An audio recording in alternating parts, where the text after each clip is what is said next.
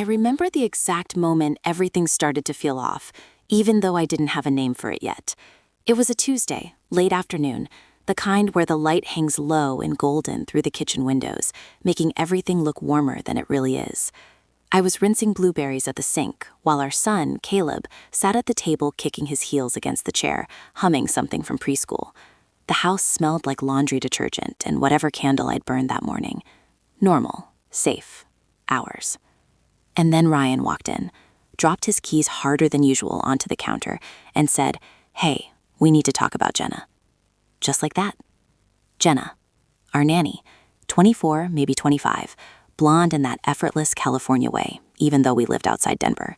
She had a soft voice, a college degree in early childhood education, and the kind of patience I envied on my worst days. She'd been with us for almost a year, and for the most part, she'd made our lives easier, more stable. I turned off the faucet, shook the water off my hands, and glanced at him. What about her? He didn't look at me right away. He opened the fridge, stared inside like he'd forgotten why he'd come over there, then closed it again. "She's quitting," he said finally. It hit me wrong, not the words themselves, but the way he said them. Too quick, too clean, like he'd rehearsed it. I frowned. "Quitting? Since when?" "She told me this morning," he replied, finally meeting my eyes. "Said she found another opportunity, better pay, more hours. I don't know, it just makes more sense for her."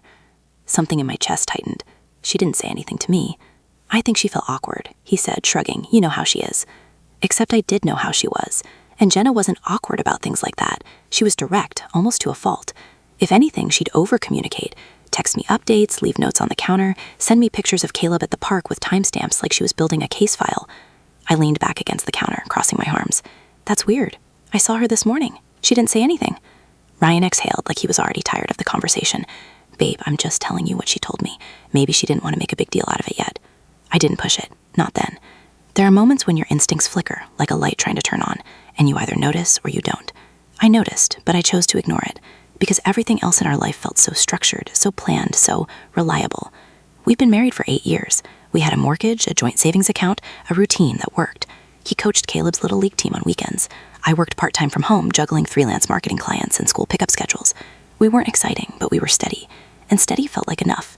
So I nodded, turned back to the sink, and said, "Okay, I guess we'll have to start looking for someone new." "Yeah," he said, "I'll help." That was the first lie. Jenna didn't quit that week, or the next. She kept showing up every morning at 8 a.m., same as always. Same soft smile, same good morning, like nothing had changed. If anything, she seemed more attentive, more present. She lingered longer when she handed Caleb over to me in the evenings, like she had something to say but couldn't quite get it out. The third day after Ryan told me she was quitting, I finally asked her directly. We were in the living room. Caleb was building a block tower on the rug, and Jenna was kneeling beside him, helping him balance the top piece. "Hey," I said casually, leaning against the doorway. "Ryan mentioned you might be leaving us soon?" Her hand stilled. It was subtle. If I hadn't been watching closely, I might have missed it, but I saw it. The way her fingers tightened around the block, the way her shoulders stiffened just slightly before she looked up at me. She started, then gave a small, polite smile. "I haven't made any final decisions yet." My stomach dropped, but I kept my face neutral. "Oh, he said you told him you found something else." Her eyes flickered, not to me, to the hallway, toward the front door, toward where Ryan usually came in. "I've been considering a few options," she said carefully. Nothing set in stone. There was a pause. Heavy. Uncomfortable. Caleb knocked over the tower, laughing, breaking the tension for a second. Jenna smiled down at him, but it didn't reach her eyes. I nodded slowly. "Okay, just keep me posted, all right? We'll need time to figure things out on our end." "Of course," she said quickly. "I would never just leave you without notice." That sounded like her. That sounded like the Jenna I knew, which meant one thing. Ryan had lied. I didn't confront him that night, or the next. I told myself there had to be some kind of misunderstanding. Maybe she told him something different. Maybe he misheard. Maybe. But the maybe started to pile up in ways that didn't feel like coincidences anymore. He started coming home later. Not dramatically late, just enough to shift the rhythm. Instead of 6, it was 6:30, then 7. He always had a reason. Traffic, a last-minute meeting, a coworker who needed help wrapping something up. And I believed him, or I pretended to. But then there were the smaller things, the things that didn't have easy explanations, like how he started showering the second he got home before even saying hi to Caleb, like how his phone was suddenly always face down on the counter, like how he flinched, actually flinched, when I picked it up one night to check the time. "What?" he snapped, way too fast. I blinked at him. "I was just seeing what time it was." "You could have asked me," he said, grabbing the phone out of my hand. I stared at him confused. "Ryan, what is your problem?" He ran a hand through his hair, exhaling. Nothing, I'm just stressed, okay? Work's been insane lately. There it was again. Work. Always work. Meanwhile, Jenna was still there every day. Still helping Caleb with his letters, still packing his little snacks, still folding his tiny socks with a kind of care that felt almost personal. And the way she and Ryan interacted when they crossed paths, it changed. Not in some obvious, dramatic way. There was no flirting in front of me, no lingering touches, nothing I could point to and say, that's it, that's the thing. But there was a tension, a current. They avoided each other's eyes too carefully, like two people trying not to reveal something. One morning, about 2 weeks after he told me she was quitting, I came downstairs earlier than usual. The house was quiet, still wrapped in that pre-morning hush. I expected to be the first one up, but I wasn't. Ryan was in the kitchen, and so was Jenna. They weren't doing anything inappropriate, not even close. He was leaning against the counter, coffee in hand. She was standing by the sink, rinsing out Caleb's cup, but the air felt wrong, too still, too aware. They both looked up at the same time when I walked in. Ryan straightened immediately. Hey, you're up early. Yeah, I said slowly, eyes moving between them. Couldn't sleep. Jenna gave a small wave. Morning? Morning, I replied. Silence. I walked over to the coffee maker, poured myself a cup, trying to ignore the feeling crawling up my spine. You guys seem cozy this morning? Ryan let out a short laugh. We just both got up early, that's all. Jenna nodded quickly. Yeah, I got here a little ahead of schedule. I glanced at the clock. 7:12 a.m. She wasn't supposed to be there until 8. Oh, I said, keeping my tone light. That's new. I had some extra time, she said. Thought I'd come in early and get a head start. A head start on what? I didn't ask, but the question sat there, heavy and unanswered. That day, after Ryan left for work and Caleb went down for his nap, I found myself standing in the hallway outside the guest room Jenna used during long days. The door was slightly open. I don't even remember deciding to look inside. I just did. The room was neat. Bed made, curtains half drawn. Her bag sat on the chair in the corner, partially unzipped. I stepped in, my heart beating louder than it should have been for something so small, so harmless. Then I saw it. A piece of mail sticking out of her bag. White envelope, official looking. I don't know why it caught my attention. Maybe it was the way her name was printed in bold across the front. Or maybe it was the address underneath it. Because it wasn't ours. But it was familiar. Too familiar. I stepped closer, telling myself I wasn't going to touch it. But I did. I pulled the envelope out just enough to read the return address, and that's when everything inside me went cold. Because the address listed on that envelope was the same street as ours. Not just the same street, the same block. I didn't open the envelope. I didn't need to. Just seeing that address was enough to make something deep in my chest start unraveling. Same street, same block. We lived on a quiet suburban stretch where everyone kind of knew each other in that polite surface-level way. Lawn signs during election season, small talk while grabbing mail, kids riding bikes in slow circles at the end of the cul-de-sac. There weren't many houses close enough to confuse with ours. You didn't just accidentally end up living on the same block without me knowing. And yet, I'd never heard Jenna mention anything about moving nearby. Not once. I slid the envelope back into her bag exactly the way I'd found it, my hands suddenly unsteady. My mind started racing, trying to piece together something logical, something harmless. Maybe she had a friend who lived nearby. Maybe she was house-sitting. Maybe... But none of those explanations felt right, because if it was something normal, she would have told me, right? I stepped back into the hallway just as I heard Caleb staring over the baby monitor. The timing snapped me out of whatever spiral I was about to fall into. I forced myself to act normal, to breathe, to not let anything show. When Jenna came upstairs a few minutes later to get him, I watched her more closely than I ever had before. The way she moved, the way she smiled, the way she avoided holding eye contact for too long. Did he sleep okay? She asked, her voice soft like always. Yeah, I said, leaning against the wall, arms folded. Pretty normal. She nodded, brushing a strand of hair behind her ear. Good. There was a pause, the kind that stretched a little too long. You live nearby? I asked suddenly. Her head snapped up. It was fast. Too fast. What? She said. I mean, I shrugged lightly, like it was nothing. You've been getting here earlier lately. I was just wondering if you moved closer or something. For a split second, I saw it. Panic. Real, unfiltered panic flicker across her face before she smoothed it over. Oh, yeah, kind of, she said, forcing a small laugh. I found a place not too far from here. Not too far. That was vague. Intentionally vague. That's convenient, I said, watching her carefully. Yeah, she replied quickly. It makes mornings easier. I nodded. But inside, something was clicking into place in a way I didn't like, because she hadn't told me about moving. Ryan had told me she was quitting, and somehow, instead of leaving, she'd gotten closer, physically closer, to us, to him. The rest of that day felt like walking through fog. Every little interaction replayed in my head on a loop.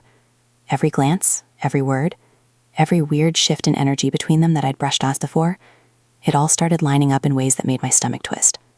By the time Ryan got home that evening, I was already on edge.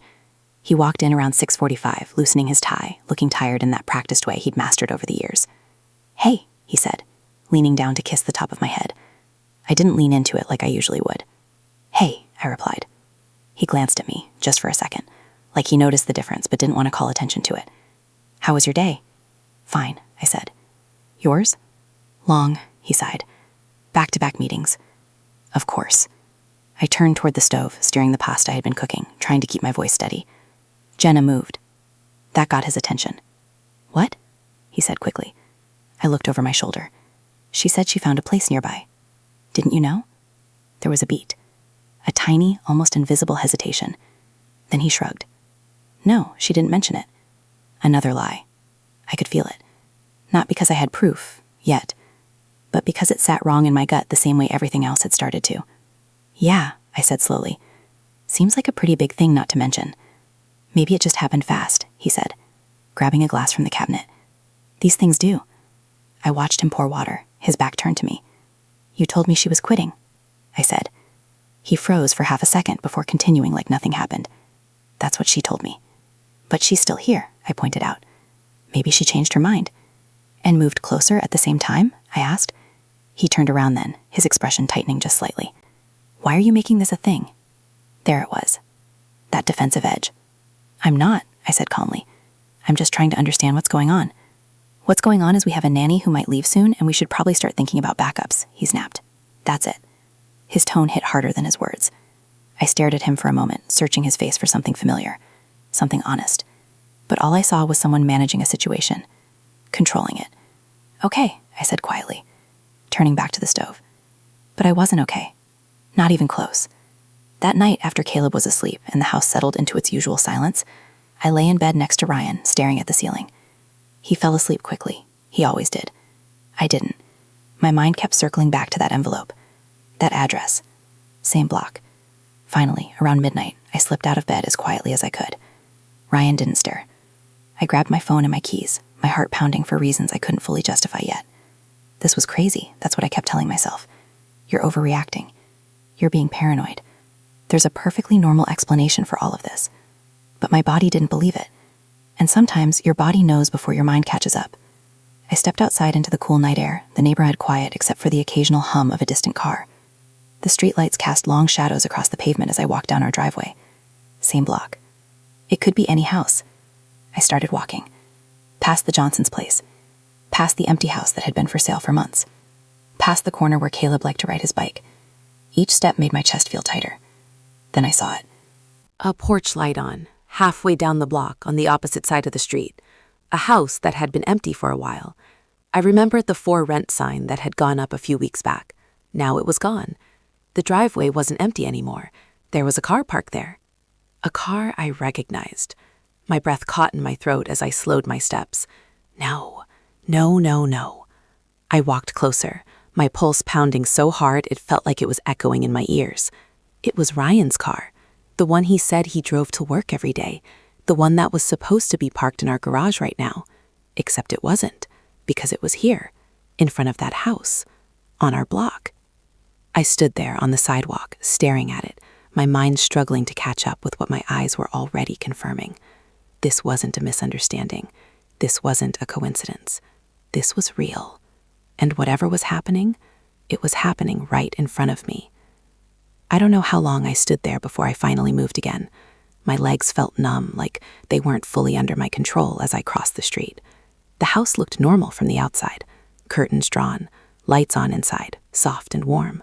Lived in. I stepped onto the edge of the driveway, my heart racing so fast it made me feel dizzy. I could leave. I could turn around, go back home, pretend I never saw this. wait until morning and confront him like a normal person, but I didn't. I walked up to the front window, and I looked inside. At first, I couldn't see much, just the glow of a lamp, part of a couch, a coffee table. Then I shifted slightly, trying to get a better angle, and that's when I saw them. Ryan and Jenna, in a house I didn't know existed, standing close. Too close. Close in a way that erased any last shred of doubt I had left. His hand was on her waist, her head tilted toward him, and then he kissed her. Like it was nothing, like it was normal, like this wasn't a secret, like this wasn't a betrayal happening just a few houses away from where his wife and son were sleeping. Something inside me broke in that moment, not loudly, not dramatically, just quietly, cleanly, like a thread snapping. I didn't bang on the door. I didn't scream. I didn't storm in. I just stood there, staring through the glass, watching my life rearrange itself into something I didn't recognize anymore. And the worst part? They looked comfortable, familiar, like this wasn't new, like this had been going on long enough to feel routine. I took a step back, my vision blurring as the weight of it all crashed down on me at once. The lies, the late nights, the she's quitting, the new house, the shared space, the way they moved around each other like they belonged there together. This wasn't an affair that happened in hotel rooms or stolen moments. This was something else, something deeper, something planned. I turned and walked away before they could see me, my legs shaking, my chest tight, my thoughts spiraling into something sharp and uncontrollable. Because one thing was suddenly painfully clear. That house, it wasn't just hers, and it definitely wasn't just his. I don't remember walking back home. I remembered the cold air on my face, the sound of my own breathing, the way my hands wouldn't stop shaking. But the actual steps, the distance, the turning of corners, it's all a blur. Like my body took over and carried me back while my mind stayed behind, still staring through that window. When I got inside, the house felt different. Same furniture, same soft glow from the hallway nightlight, same faint hum of the refrigerator, but it didn't feel like mine anymore. It felt staged, like a set someone built to look like a life that no longer existed. I locked the door quietly and stood there for a second, my back pressed against it, staring into the dark living room. My husband was in another house on our street, kissing our nanny, in a place I didn't even know existed. I let out a shaky breath and forced myself to move. I went upstairs, each step deliberate, controlled. I didn't want to wake Caleb. I didn't want anything to break the fragile, suffocating quiet that had settled over everything. Ryan was still in bed. That was the first thing that didn't make sense. The covers were pulled back like he'd gotten up at some point. His side of the bed was empty, but the pillow still had the shape of his head pressed into it, like he'd been there recently. For a split second, my brain tried to grab onto that detail, tried to twist it into something that made this less real, but then I remembered his car. I stepped closer to the bed, my chest tightening. His phone was on the nightstand. That didn't fit.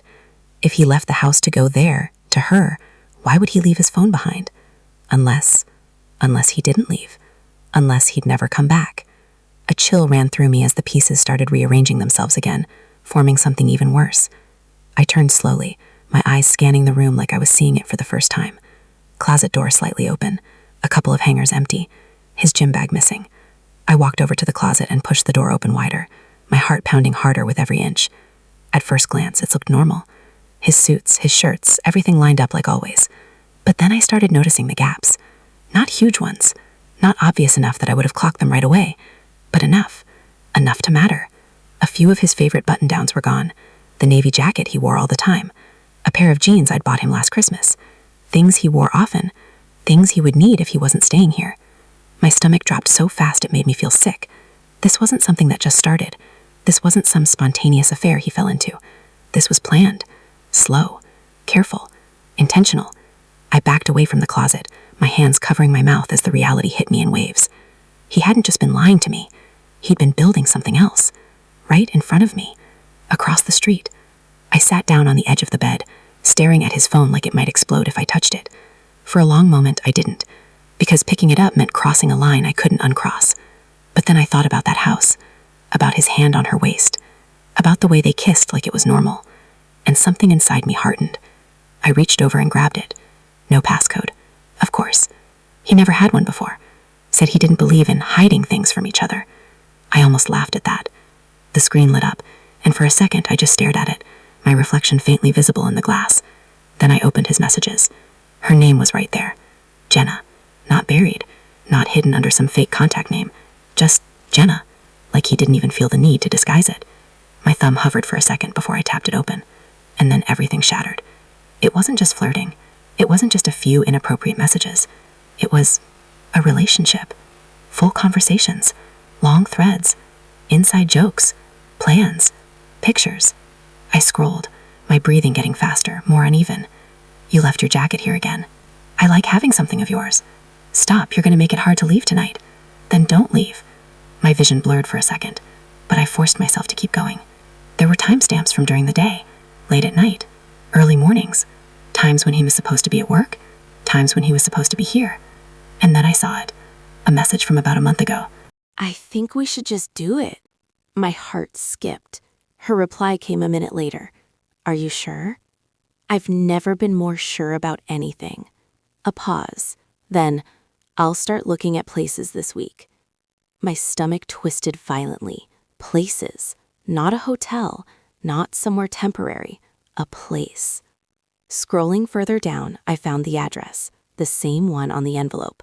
The same one I just stood outside of. Got the place. Lease starts next Friday. I can't believe this is real. It's going to be ours. Ours. The word hit harder than anything else. Not his, not hers, ours. I dropped the phone onto the bed like it had burned me. My entire body felt cold and hot at the same time, like I couldn't regulate anything anymore. They didn't just cheat, they built a life. While I was here, folding laundry, making dinner, trusting that everything was exactly what it looked like. I sat there in silence for what felt like forever, the weight of it pressing down on me from every angle. Every memory started to feel contaminated. Family dinners where he checked his phone a little too often, weekend mornings when he said he had to run errands, the way Jenna started coming earlier, staying later. It wasn't random. None of it was. It was all part of something I wasn't supposed to see. Until now, a sudden noise from down the hall made my heart jump into my throat. Caleb. I froze, listening. A soft whimper through the baby monitor. He was waking up. Of course he was, because life doesn't pause just because yours is falling apart. I wiped my face quickly, not even realizing I'd started crying, and stood up on unsteady legs. By the time I reached his room, I'd forced my expression into something neutral, something safe. He was sitting up in bed, rubbing his eyes. "Mommy?" he mumbled. "I'm here," I said softly, crossing the room and picking him up. He melted into me instantly, his small arms wrapping around my neck.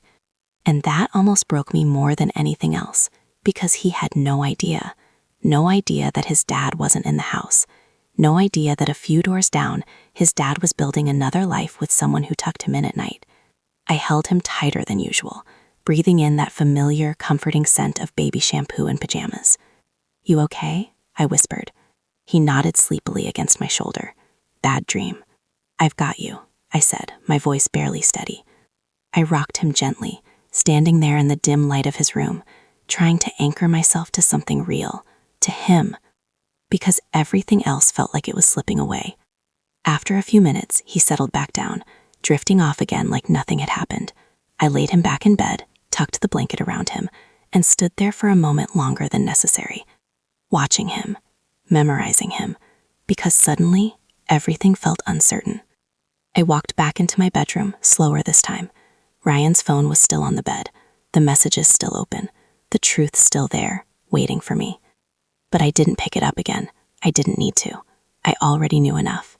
Instead, I sat down on my side of the bed and stared at the wall, my mind moving past the shock, past the pain, into something quieter, colder. Because this wasn't just about him cheating. This was about him planning to leave, without telling me, without giving me the chance to even understand what was happening. He didn't slip. He chose, every single step of it. And now I had a choice too. I could confront him, scream, cry, demand answers, or I could wait, watch, understand exactly how deep this went. Because if he thought he could build a second life right under my nose, then he clearly didn't know me as well as he thought, and maybe that was his biggest mistake. I leaned back against the headboard, exhaling slowly, my heartbeat finally starting to steady into something controlled, deliberate. Because one thing was certain now, I wasn't going to react blindly. I wasn't going to give him the satisfaction of a messy, emotional explosion he could twist or manipulate. No, if I was going to break this open, I was going to do it on my terms. I didn't sleep that night, not even for a minute. I just sat there, watching the sky shift from black to gray to that pale, washed-out blue that comes right before sunrise. The kind of morning that usually feels calm, predictable, safe. But nothing about that morning felt safe. By the time I heard a car door outside, I was already standing at the bedroom window. I didn't even have to look closely. I knew it was him. Ryan stepped out of the car like he'd done this 100 times before, casual, unbothered. He stretched slightly, like he'd just gotten back from a normal early morning errand instead of spending the night in another house with another woman. Our nanny, the same woman who would be walking through our front door in less than an hour to take care of our son. I watched him walk up the driveway, unlock the front door, and step inside. For a second, I stayed where I was, my hands resting on the windowsill, my breathing slow and controlled. This was it, the moment where everything changes, not because I was about to explode, but because I wasn't. I walked out of the bedroom just as he reached the bottom of the stairs. He looked up, surprised. "Hey," he said, like this was normal, like I hadn't just watched him come back from her house. "You're up early." I tilted my head slightly. "So are you." There was a flicker in his expression, quick, almost invisible. "I went for a drive," he said, already moving past me toward the kitchen. "Couldn't sleep." Of course, another lie, delivered like it was nothing. I followed him downstairs, leaning casually against the counter as he poured himself coffee like this was just another Tuesday. "I couldn't sleep either," I said. "Yeah?" he replied, not looking at me. "Why not?" I let a small pause stretch between us. "Went for a walk." That made him glance up, just for a second, but I saw it, that crack. "Really?" he said. "Yeah," I nodded, holding his gaze. "Around the block." Silence, heavy, pressurized. He looked away first.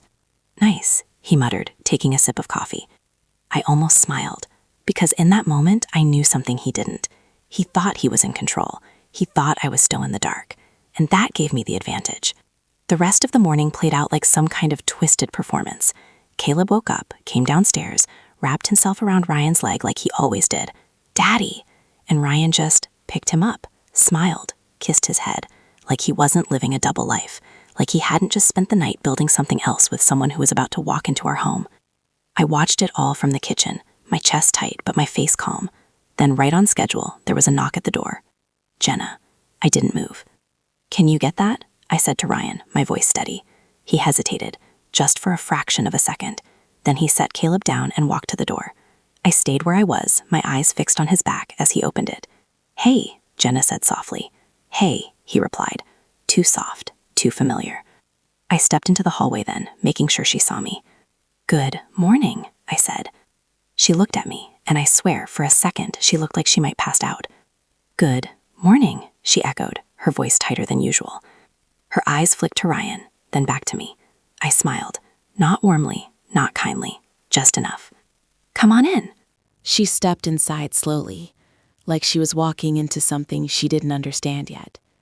Good. That made two of us. But only one of us had all the information now. The morning routine went on like usual. Breakfast, juice spills, backpack packing. But underneath it, there was tension so thick it felt like it might crack the walls. Ryan kept glancing at Jenna when he thought I wasn't looking. Jenna avoided him completely. And me, I watched everything, cataloged it, waited. Finally, around 8:30, Ryan grabbed his keys. "I've got an early meeting," he said, kissing Caleb's head. Of course he did. He always did. "Have a good day," I replied. He looked at me for a second longer than necessary, searching. For what? I don't know. But he didn't find it, because I didn't give him anything. He left. The door closed. And just like that, it was just me and her. The silence stretched between us, thick and suffocating. Jenna busied herself wiping down the counter, her movements slightly shaky. I leaned against the island, watching her, waiting until she couldn't take it anymore. She broke first. "Is everything okay?" she asked, her voice small. I let out a slow breath. "No," I said simply. Her hand stopped. Slowly, she turned to face me. I don't know what you mean," she said. I held her gaze. "You live on this block." It wasn't a question. It was a statement. her face drained of color. I saw the house, I continued, cutting her off. I saw his car. I saw you. Tears filled her eyes instantly. Please, I saw you kiss him. That did it. She broke, like something inside her finally gave out. I'm so sorry, she whispered, her voice shaking. I didn't want you to find out like that. I let out a hollow laugh. Find out? I repeated. So there was a better way? She shook her head, tears spilling over. It's not what you think. That almost made me angry, almost, but I kept my voice level. Then explain it to me, I said, because from where I'm standing, it looks exactly like what I think. She hesitated, and that hesitation told me everything. You love him, I said quietly. It wasn't a guess. She closed her eyes and nodded. I felt something twist inside my chest. Not surprise, not even heartbreak at this point, just confirmation. And he loves you, I added. She didn't answer. She didn't have to. I already knew. I pushed myself off the counter, stepping closer to her. Did you really think I wouldn't find out? I asked. Her voice broke. He said he was going to tell you. I let out a sharp breath. When? Soon, she said weakly. After what? I pressed. After you moved in together? After he fully replaced me? She flinched. I never wanted to replace you, she whispered. I stared at her. You already did. The words hung there, heavy and final. For a moment, neither of us spoke. Then I asked the question that had been sitting at the center of everything. The house, I said. Whose name is on it? She froze. And that was all the answer I needed. But I waited anyway, because I wanted to hear her say it. Her voice came out barely audible. Both of ours. There it was. The final piece. The thing that made all of this irreversible. A shared mortgage, a shared future, built behind my back. I nodded slowly, absorbing it, letting it settle into something solid and undeniable. Okay, I said. She looked at me, confused. Okay. I picked up my phone from the counter. Get your things, I said calmly. You're done here. Her eyes widened. Please, I need this job. No, I cut in. You needed to not sleep with my husband. She flinched like I'd slapped her.